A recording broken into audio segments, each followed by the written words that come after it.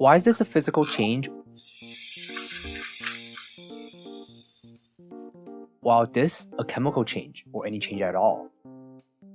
If a process involves breaking and/or forming bonds between atoms, such that the arrangement between atoms changes to produce a new molecule or crystal, then it generally is a chemical change, otherwise a physical change. So any process that involves changes on covalent bonds, coordinate bonds, metallic bonds is a chemical change. Changes on ionic bonds from dissolving stuff are more complicated and there are different arguments, more in the comments below. However, something important that I've come to understand is that a chemical change involves changes in the electronic structure between atoms. If there isn't much change in the electronic structure, then it's a physical change. After all, chemistry is basically understanding and playing around with the electrons that hold atoms together to create new things. The soda fountain is a physical change because it involves carbon dioxide going from being dissolved in the soda to being the gas phase. There's no change in the electronic structure around the atoms that form the CO2 molecule, or rearrangement of any atoms to form new compounds. The solution that looks like nothing is happening actually has a chemical change going on, because even though we can't see it with our eyes, their bonds, which are basically electron clouds, being broken and formed to result in arrangements of atoms and therefore new molecules.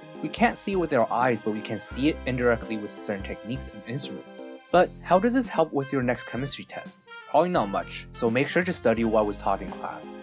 I will also recommend trying to explain and discuss with others why a certain process is a chemical or physical change.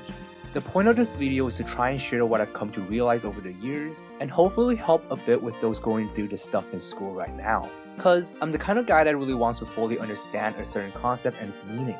But more often than not during school, things went by without me really understanding stuff. So there you go, hopefully it helps somewhat.